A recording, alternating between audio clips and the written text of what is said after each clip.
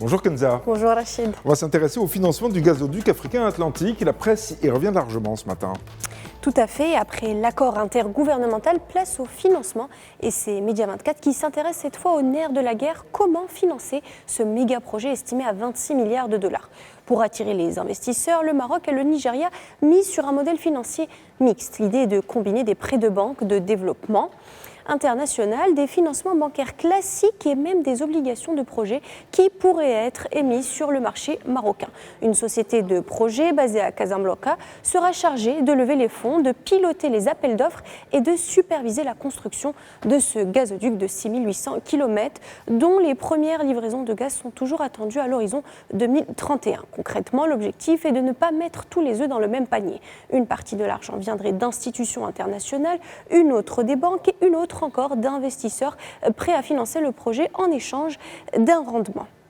Et après le comment, place au qui. Et c'est Yabiladi qui révèle que le Maroc se tourne désormais vers de grands bailleurs internationaux pour réunir les 26 milliards de dollars nécessaires au projet, notamment auprès de l'Export-Import, Banque des États-Unis et de la Banque mondiale pour financer le gazoduc Atlantique Nigeria-Maroc.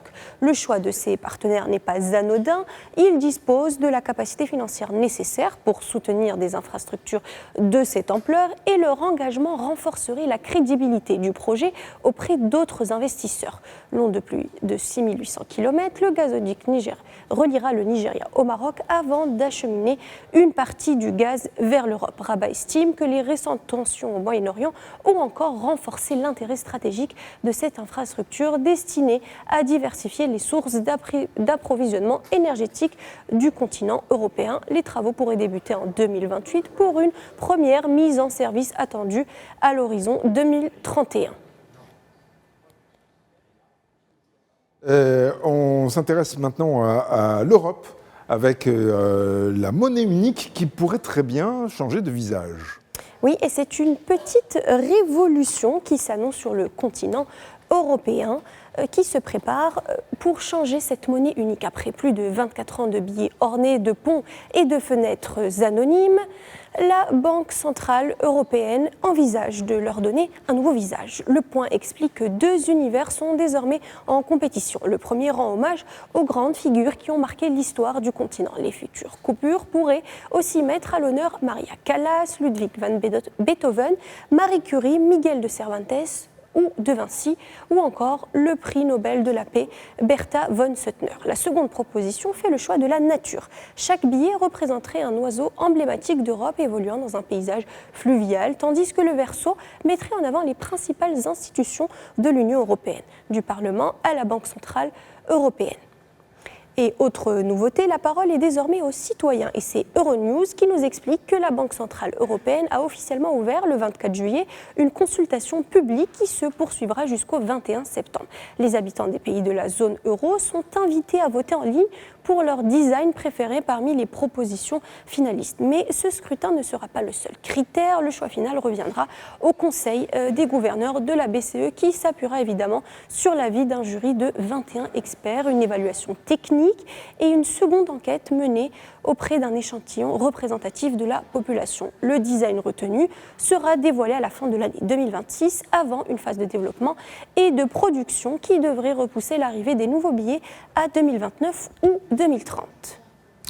Prenons la direction du Moyen-Orient à présent, où c'est l'accalmie pour la troisième nuit consécutive. Il n'y a pas eu de frappe américaine sur l'Iran. Donald Trump dit vouloir laisser la place à des discussions avec Téhéran. Toutefois, il prévient aussi que ces frappes pourraient reprendre.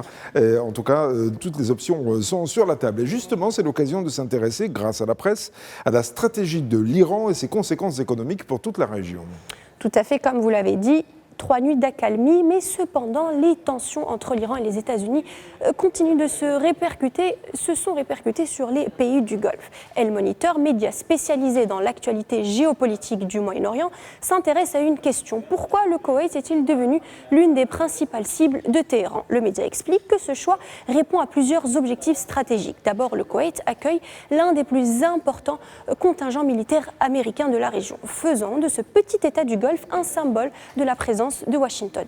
Ensuite, sa proximité géographique avec l'Iran permet à Téhéran de mener des frappes à moindre coût sans mobiliser des capacités militaires plus sophistiquées. Enfin, le Koweït présente une vulnérabilité particulière.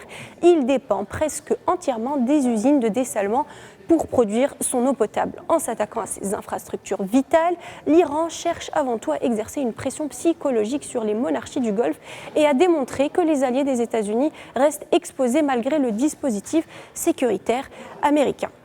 Et les premières conséquences économiques se sont déjà fait ressentir. Reuters rapporte que plusieurs places boursières du Golfe ont reculé au lendemain des attaques. Les investisseurs redoutant une nouvelle escalade, l'inquiétude porte surtout sur les routes maritimes. Le détroit de Bab el-Mandeb, menacé par les Houthis, voit transiter près de 12% du commerce mondial, dont un quart du trafic mondial de conteneurs.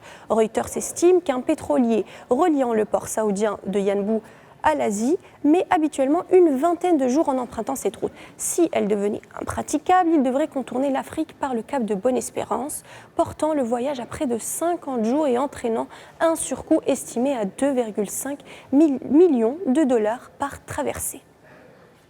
Kenza, nous sommes aujourd'hui le lundi 27 juillet 2026. Quel autre 27 juillet peut-on retenir dans l'histoire ? Alors, nous allons remonter en 1953. Après 3 années d'un conflit et d'une violence extrême, les armes se taisent sur la péninsule coréenne. Un armistice est signé à Panmunjom, mettant fin au combat de la guerre de Corée, sans pour autant rétablir la paix. Le conflit avait éclaté le 25 juin 1950, lorsque la Corée du Nord, soutenue par l'Union soviétique et la Chine, envahit la Corée du Sud. En quelques semaines, la guerre devient l'un des premiers grands affrontements de la guerre froide. Les Nations Unies, menées par les États-Unis, interviennent pour défendre Séoul, tandis que Pékin envoie des centaines de milliers de soldats aux côtés de Pyongyang. En seulement 3 ans, la guerre fait près de 3 millions de morts, militaires et civils confondus, et dévaste une grande partie de la péninsule. L'armistice de 1953 fixe une ligne de cessez-le-feu et crée une zone démilitarisée de 250 km de long et 4 km de large. Mais aucun traité de paix n'a jamais été signé juridiquement. Les deux Corées sont toujours en guerre aujourd'hui. Depuis, leurs trajectoires ont radicalement divergé. Au sud, la Corée du Sud est devenue l'une des principales puissances économiques et technologiques mondiales, portée par des groupes comme Samsung, Hyundai ou LG. Et au nord, la Corée du Nord reste l'un des États les plus fermés au monde, sous un régime autoritaire avec une économie largement isolée et un programme nucléaire au cœur des tensions internationales. 2 pays, une même histoire, mais 2 destins que tout oppose aujourd'hui. Merci beaucoup Kenza, c'était la revue de presse.